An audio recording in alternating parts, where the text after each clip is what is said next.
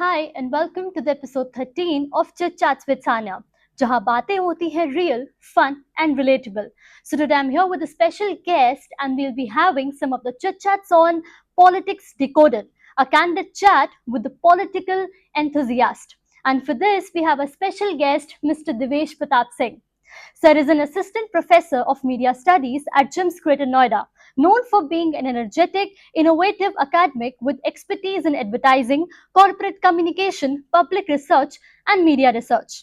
He is also a keen political enthusiast who actively follows and interprets the political development. Sir is a UGC NET qualified in journalism and mass communication. He is also a member of Public Relations Society of India, being highly respected, knowledgeable, and the insightful voice in the field of journalism and mass communication and even the political understanding. So we welcome you, sir. Thank you so much, Anya, for inviting me on this platform. Okay, Thank then, you so much. let's get going.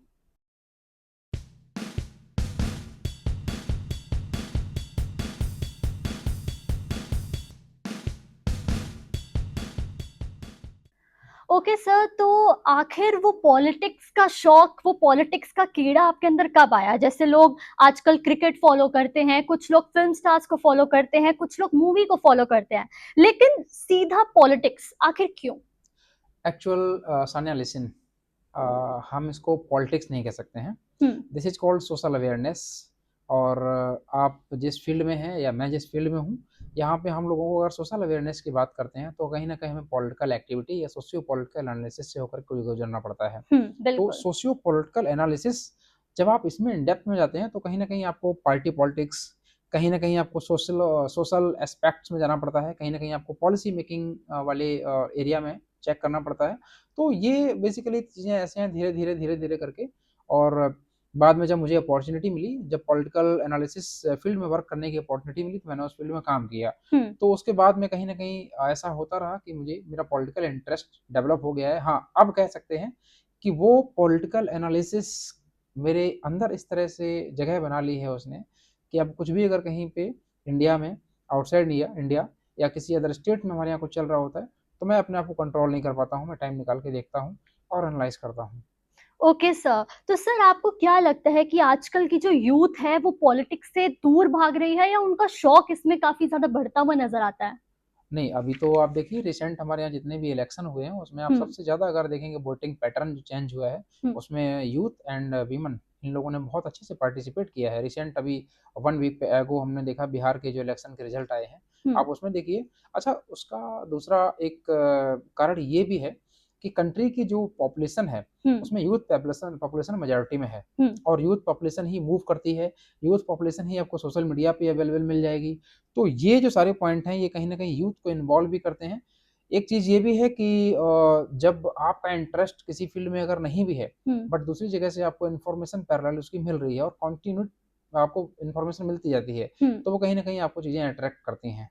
फिर आप भी जानना चाहते हैं कि government कैसे form होती है, बेसिकली इलेक्शन कैसे होते हैं, कैसे लोग मिनिस्टर बनते हैं, प्रोसेस क्या है इसकी. तो मैं इस बिहाफ पे ये कह सकता हूँ कि जो भारत का यूथ है या हमारे आपके जैसे लोग हैं वो इनडायरेक्टली या फिर डायरेक्टली, अप्रत्यक्ष रूप से या प्रत्यक्ष रूप से कहीं ना कहीं राजनीतिक गतिविधियों में हिस्सा ले रहे हैं, बढ़ चढ़ कर हिस्सा ले रहे हैं.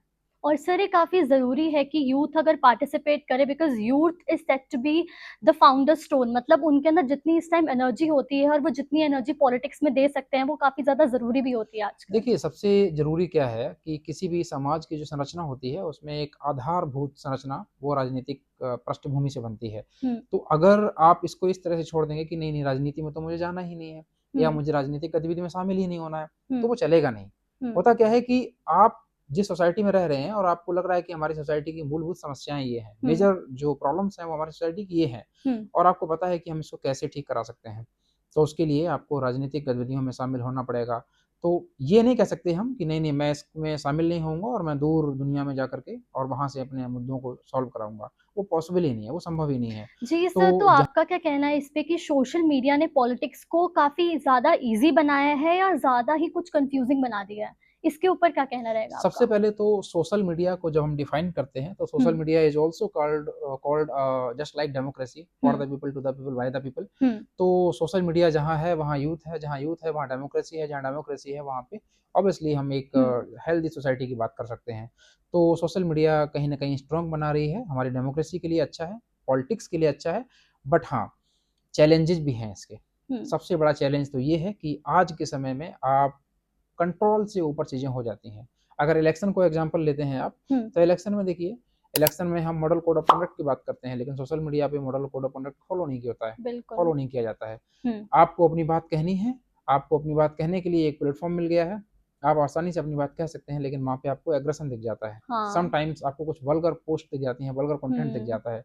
तो इस तरह से हम कह सकते हैं कि सोशल मीडिया बेसिकली चैलेंजेस भी हैं, लेकिन हाँ, मैं इसके अगर पॉजिटिव एस्पेक्ट्स में आता हूँ, अपॉर्चुनिटीज़ ज़्यादा हैं।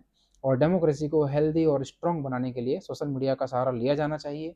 बहुत अच्छा है। अभी रिसेंटली बिहार स्टेट को उठाकर देख लीजिए आप। हमारी जो ज़्यादा डिस्कशन डिस्कोर्स है वो बिहार के इर्द गिर्द ही रहेगा, क्योंकि सबसे ताज़ा तरीन इलेक्शन जो है ना, चुनाव, वो बिहार का ही हुआ है। तो आप देखिए वहाँ पे किसी पर्टिकुलर एक डिस्ट्रिक्ट में, किशनगंज में जाकर के 70% प्लस वोटिंग हो रही है।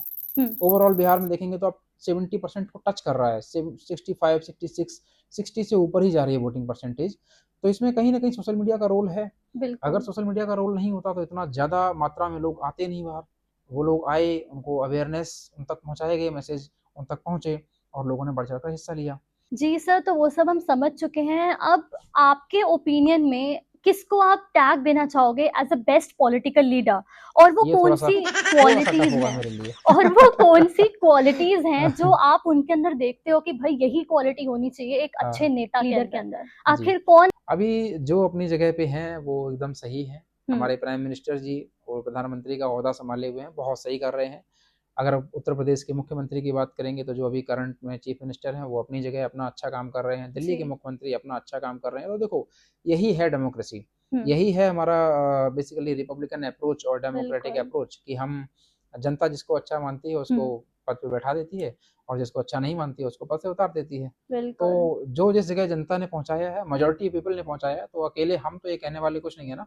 अगर 2/3 पॉपुलेशन किसी एक लीडर को एक जगह पे देखना चाहती है, तो ऑब्वियसली वो लोग, मेजोरिटी पीपल, वो लोग सही कह रहे हैं।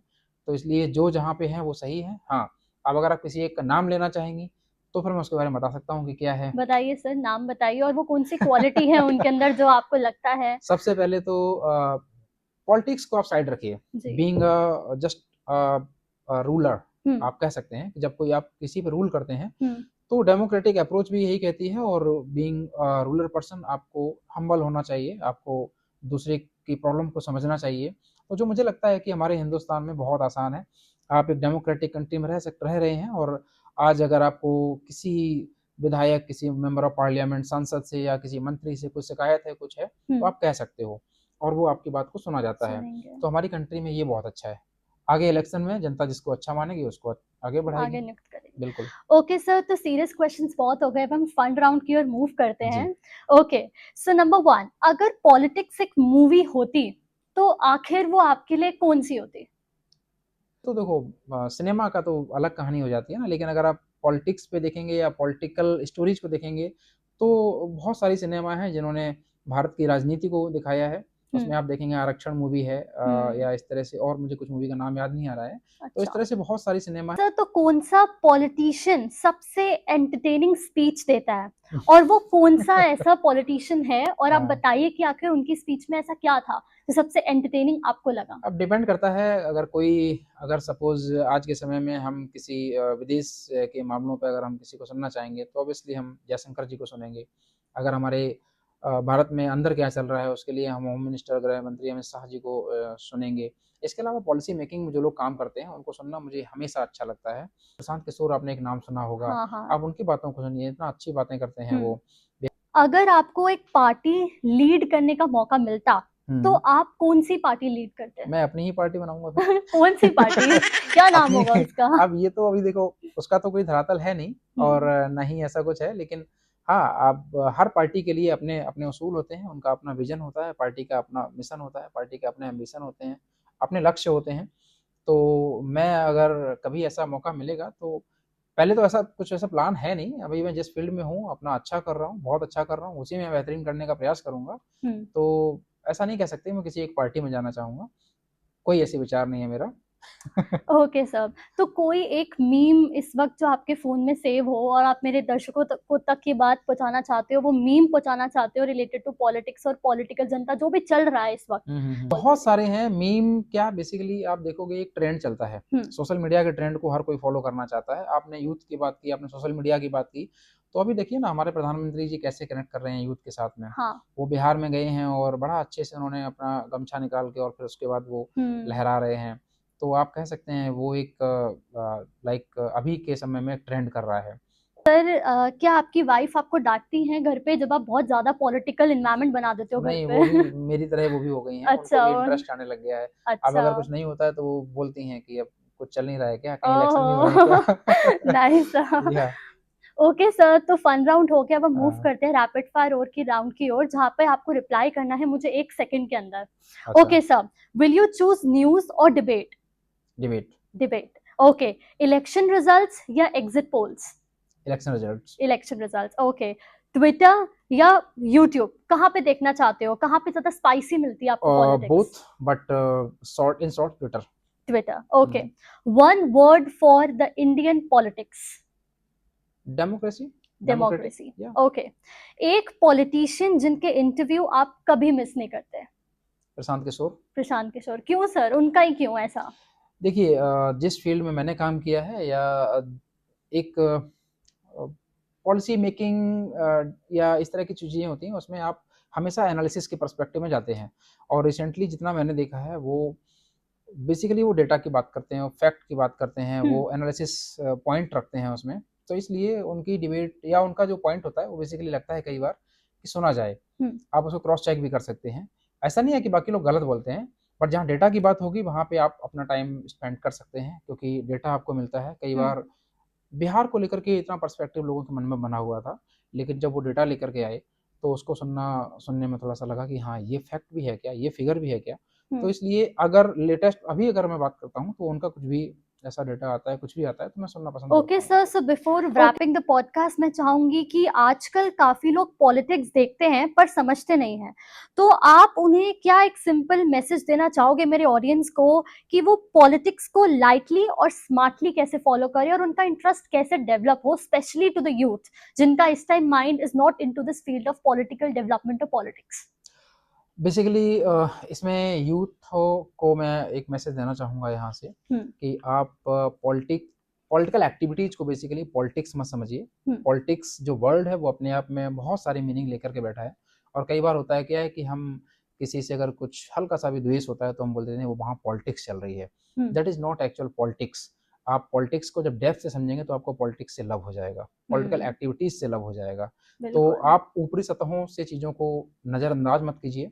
अगर आप जिसको फॉलो करते हैं, किसी पॉलिटिशियन को फॉलो करते हैं या किसी को भी फॉलो करते हैं, तो आप उसको गहराई से समझिए कि ये जो बातें कही जा रही हैं ये सोसाइटी में किस तरह से बेनिफिशियल हो सकती हैं, या फिर वो बातें कही जा रही हैं क्या वो सच हैं या फिर नहीं है। और सबसे अंतिम बात मैं ये कहना चाहता हूँ कि पॉलिटिक्स दूर भागने के लिए नहीं है। आप इन्वॉल्व होइए उसमें, सकारात्मक रूप से इन्वॉल्व होइए और उसमें थोड़ा सा भी अगर आप समय देंगे तो आपको लगेगा कि सोसाइटी के लिए आप कुछ ना कुछ अहम योगदान दे पा रहे हैं। Okay, sir. Thank you so much for being with us and all the thank you very so much. best for the future endeavors. Thank you so much. Okay, then.